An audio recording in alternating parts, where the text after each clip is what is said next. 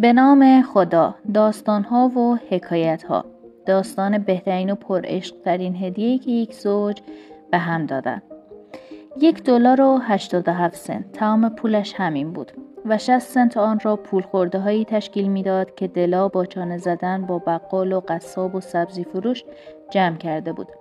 این دفعه سوم بود که دلا پولها را می شمرد. $1.87. فردا هم روز عید بود. ظاهراً به جز اینکه روی نیمکت بیفتد و زار زار بگرید چاره دیگری نداشت. همین کار را هم کرد.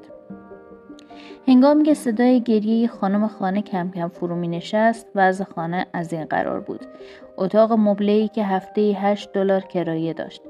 البته وضع ظاهری خانه طوری نبود که آن را متعلق به گدایان بدانیم، ولی در عین حال بی‌شباهت به کلبه درویشان هم نبود.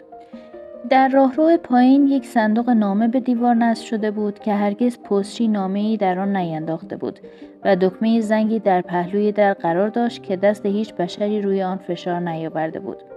غیر از اینها پلاکی که نام آقای جیمز بر آن حک شده بود ورودی در جلب نظر می‌کرد. به نظر می‌رسید آن وقتی که صاحب خانه هفته‌ای $30 حقوق می‌گرفته، حروف نامی که روی پلاک حک شده بود درخشندگی بیشتری داشتند. ولی اکنون به مناسبت تنزل حقوق صاحبخانه به هفته‌ای $20 آن درخشندگی اولیه را از دست داده بودند.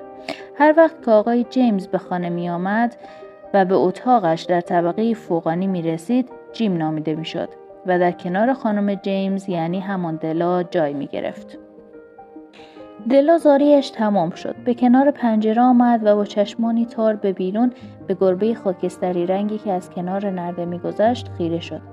با خود فکر کرد فردا روز عید خواهد بود و من برای خرید هدیه جیم فقط $1.87 دارم.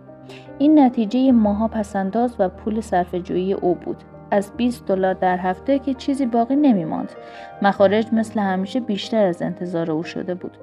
فقط $1.87 داشت که برای جیم هدیه بخرد.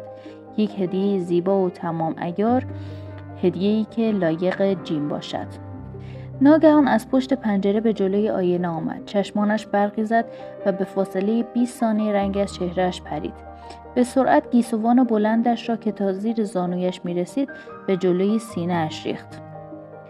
جیمز 2 چیز داشت که خودش و دلا با آن 2 می بالیدند. یکی ساعت جیبی طلایی بود که از پدر بزرگش به پدرش و پس از او به جیم به ارث رسیده بود و دیگری گیسوان بلند دلا بود. گیسوان زیبای دلا چون آبشار طلایی رنگی می درخشید و تقریباً شبیه دامنی تا زیر زانوانش را پوشانده بود. آنها را ماهرانه به روی سرش جمع کرد و پس از مکث کوتاهی در مقابل آینه 2 قطره اشک از روی گونه‌هایش لغزید و به روی قالی فرسوده و قرمز رنگ افتاد. بلوز کهنه قهوه‌ای‌اش را پوشید و کلاه همرنگ آن را بر سر گذاشت و به عجله از در خارج شد. در مقابل آرایشگاه مادام سوفیا ایستاد. جمله همه رقم موی مصنوعی موجود است در روی شیشه ویترین مغازه توجهش را جلب کرد. از پلکان به سرعت بالا رفت و در حالی که مثل بید می‌لرزید خودش را جمع کرد، وارد سالن شد و با پیرزن فربه سفید مویی که سردی و خشکی از سر تا پایش را می‌بارید روبرو گشت و گفت: مادام، موی مرا می‌خرید؟ پیرزن جواب داد: آری، کلاهت را بردار ببینم چه ریختی است. دلا کلاهش را برداشت و از زیر آن آبشار طلایی رنگ سرازیر شد. مادام سوفیا در حالی که چنگال حریص خود را در خرمن زلف دلا فرو برده بود و آن را با ولع زیر رو می کرد، با خونسردی گفت: $20. چشمان دلا از خوشحالی برقی زد. پس سراسیمه گفت: حاضرم، عجله کنید. دلا حدود 2 ساعت کلیه مغازه ها را برای خرید هدیه جیم زیر پا گذاشت تا عاقبت آن را یافت. در هیچ یک از مغازه ها مانند آن یافت نمی شد. مسلماً آن را فقط برای جیم او ساخته بودند. زنجیری از طلای سفید بسیار سنگین و ساده، البته چون دیگر چیزهای خوب ظاهر فریبنده‌ای نداشت، بلکه ارزش معنوی داشت و در خور ساعت جیم بود. دلا به محض دیدن آن دریافت که این زنجیر فقط لیاقت جیم او را دارد و بس، زیرا چون خود او سنگین و گرانبها بود. پس از چانه زیاد آن را به $21 خرید و با 87 سنت باقی مانده به خانه بازگشت. جیم دیگر با داشتن چنین زنجیری همیشه جویای وقت خواهد بود، چون گاهی اوقات به علت تسمه چرمی کهنه‌ای که به جای زنجیر به ساعتش بسته بود یواشکی به آن نگاه می‌کرد. هنگامی که دلا به خانه رسید به فکر چاره‌ای برای تهمانده چپاول مادام سوفیا افتاد. چراغ را روشن کرد و پس از گرم کردن انبار فر به ترمیم غارتی که از سخاوت توأم با عشق بر سرش آمده بود پرداخت. پس از 40 دقیقه سرش را با فرهای ریزی پوشاند. در آینه عکس خود را که به مردان بیشتر از زنان شباهت داشت نگاه کرد. با خود گفت جیم مرا خواهد کشت. با یک نگاه بومی آفریقایی هم خواهد خواند. باشد. آخر چه کار می توانستم بکنم؟ با $1.87 چه کاری از دستم ساخته بود؟ سر ساعت قهوه را درست کرد و تابه را برای گرم شدن در فر گذاشت. جیم هرگز دیر نمی کرد. دلا زنجیر را در دستش گرفت و در گوشه میز نزدیک دری که جیم همیشه از آن داخل می شد قرار گرفت. سپس صدای پای او را در پایین پلکان شنید و لحظه‌ای رنگ از چهرهش پرید. او عادت کرده بود که برای هر کار جزئی و ساده روزانه‌اش در دل دعا کند تا بدین وسیله مشکلش را آسان نماید. حالا در دل دعا می‌کرد خدایا کاری کن که از نظرش نیفتم و همچنان زیبا به نظر بیایم. در باز و جیم وارد شد. در را پشت سر خود بست. جوانی باریک و جدی به نظر می آمد. طفلک فقط 22 سال از سنش می گذشت و بار خانواده‌ای را به دوش می کشید. دستکش نداشت و به پالتوی نوعی محتاج بود. جیم پشت در ایستاد و مثل مجسمه خوش شد. چشمانش را به دلا دوخته و با حالتی به دلا خیره شده بود که دلا از بیان و پی بردن به احساسات درونی او عاجز شد و به وحشت افتاد. نه حالت خشم بود، نه تعجب، نه سرزنش و نه هیچ یک از حالاتی که دلا خودش را برای برخورد با آنها حاضر کرده بود. جیم با همان حالت مخصوص بدون آنکه چشم از دلا بگیرد به او خیره شده بود. دلا از پشت میز به سمت او رفت. فریاد کرد جیم عزیزم، مرا اینطور نگاه نکن. موهایم را زدم و برای خریدن عیدی خوبی برای تو آنها را فروختم.